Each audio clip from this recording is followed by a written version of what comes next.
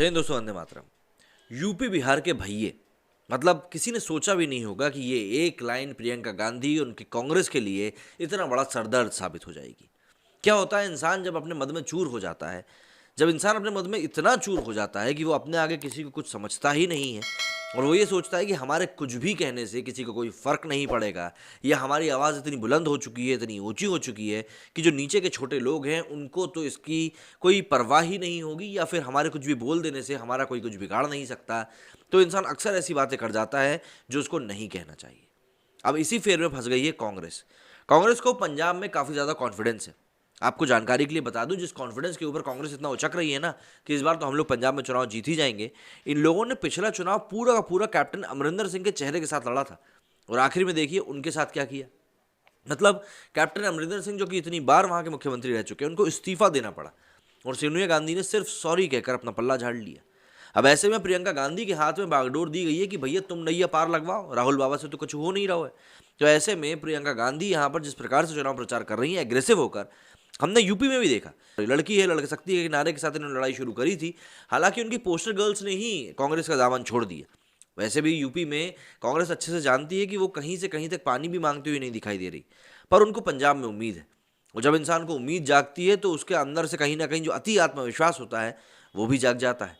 और इन्हीं सब चीज़ों के चलते चन्नी और प्रियंका गांधी का जो एक बयान है, यूपी बिहार के भैये उनको यहाँ पर हम घुसने भी नहीं देंगे, उसने काफ़ी ज़्यादा विवाद पैदा कर दिया है और अब ये कांग्रेस के लिए एक बड़ी गले की हड्डी भी बन गया है। यूपी में कांग्रेस कहाँ है, सवाल तो सीधा है और उसका जवाब भी सीधा सा है। लेकिन पंजाब में मामला अलग है। पंजाब में सत्ता की चाबी कांग्रेस के हाथ में है और चौकीदार की भूमिका में चरणजीत सिंह चन्नी है। चन्नी को लेकर जैसा रवैया एक पार्टी के रूप में कांग्रेस पार्टी के अध्यक्ष रह चुके राहुल गांधी और यूपी में कांग्रेस की महासचिव प्रियंका गांधी है, चाहते सब यही है कि एक बार फिर सत्ता कांग्रेस के पास और चन्नी ही पंजाब के चौकीदार रहें। जैसे हालात पंजाब में कैप्टन अमरिंदर सिंह के जाने के बाद बने हैं, भले ही नवजोत सिंह सिद्धू आलोचना करते हुए एक के बाद एक षड्यंत्र रचें, लेकिन चन्नी को अपने कद का अंदाजा है। चन्नी जानते हैं कि पंजाब के लिए वो कांग्रेस पार्टी की मजबूरी नहीं बल्कि अहम ज़रूरत है, जो अपने बलबूते अधर में फंसी पार्टी को आगे लेके जा सकते हैं। ये चन्नी का मैं फैक्टर ये है जिसने उन्हें यूपी और बिहार के सिलसिले में एक ऐसी बात कहने के लिए विवश कर दिया जो न केवल उनकी छोटी सोच को दर्शाता है, बल्कि जिससे पूरे यूपी में विधानसभा चुनाव में कांग्रेस और स्वयं प्रियंका गांधी को लेने के देने पड़ सकते हैं। दरअसल हुआ कुछ यूं कि पंजाब विधानसभा चुनाव में राज्य के वर्तमान मुख्यमंत्री चरणजीत चन्नी ने क्षेत्रवाद को मुद्दा बनाया है और यूपी बिहार पर ऐसी टिप्पणी की है जो कि विवाद की वजह बना है। ध्यान रहे, बीते दिनों यूपी में कांग्रेस पार्टी के महासचिव प्रियंका गांधी के साथ मुख्यमंत्री चरणजीत चन्नी ने पंजाब के रूपनगर में थे।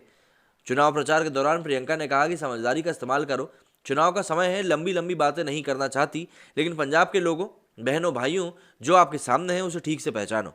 प्रियंका गांधी का इतना भर कहना था और सीएम चन्नी का जो कॉन्फिडेंस था वो ओवर कॉन्फिडेंस में तब्दील हो गया और उन्होंने पंजाबी बनाम बिहारी का कार्ड खेल दिया। जनता को संबोधित करते हुए सीएम चन्नी ने कहा कि एक साथ हो जाओ पंजाबियों, यूपी के, बिहार के, दिल्ली के भैये यहाँ आकर राज करना चाहते हैं, उन्हें फटकने तक नहीं देना है। वही वोट बैंक की राजनीति के तहत प्रियंका को भी पंजाबी बताते हुए चन्नी ने कहा था, पंजाबियों की बहू है प्रियंका गांधी, पंजाबन है, पंजाबियों की बहू है, पूरी ताकत के साथ एक तरफ हो जाओ पंजाबियों। यूपी के, बिहार के, दिल्ली के भैये जो पंजाब में आकर राज करना चाहते हैं उन्हें हम घुसने नहीं देंगे। इस पूरे मामले में दिलचस्प बात यह है कि जिस वक्त चन्नी पंजाब बनाम बिहारी का कार्ड फेंक रहे थे, प्रियंका गांधी मंच पर ही मौजूद थी और चन्नी की इन विवाद बातों को सुनकर मंद मंद मुस्कुरा रही थी। भाई क्यों ही ना मुस्कुराए, उनको पंजाबन जो कह दिया था। भाजपा ने प्रियंका की इसी बेशर्मी भरी हंसी को मुद्दा बनाया है और उन पर बड़ा हमला खेला है।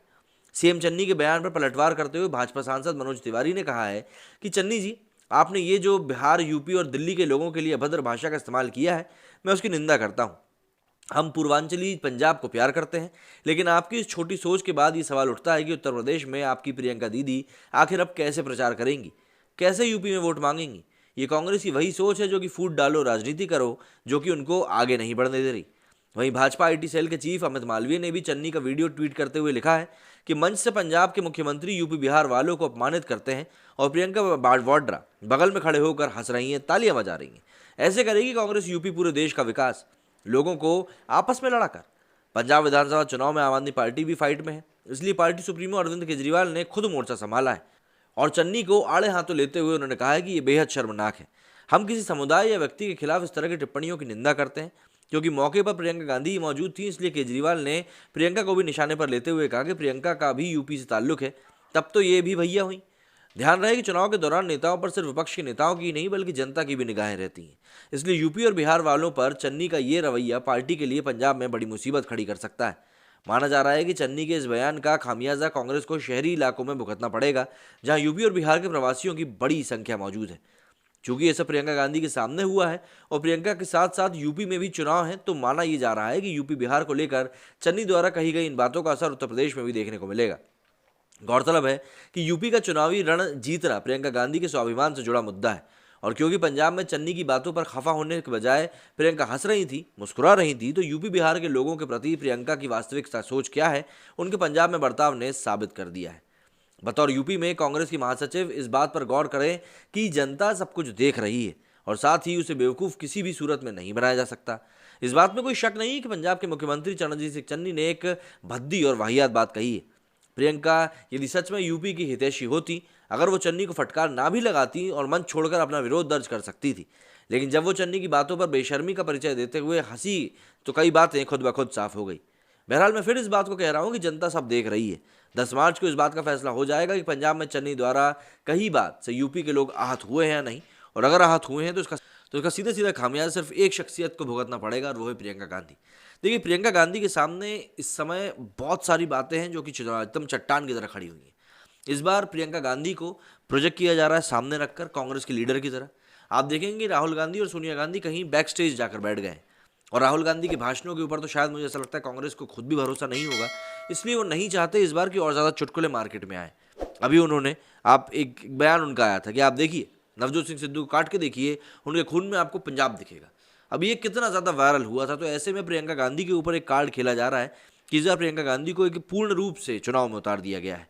हालांकि क्या होता है जब एक इंसान नया नया नेता बनता है और उसने कहीं पर भी जीत दर्ज नहीं की होती है, तो उसको ये भी नहीं समझ में आता है कि अगर जनता से मुखातिब कैसे होना है।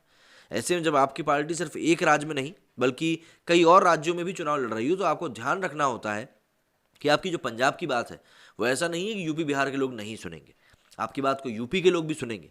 हालांकि कांग्रेस के अंदर के लोग भी ये बात जानते हैं कि कांग्रेस कहीं ना कहीं अगर थर्ड पोजीशन पे भी आ जाए यूपी में तो बहुत बड़ी बात है।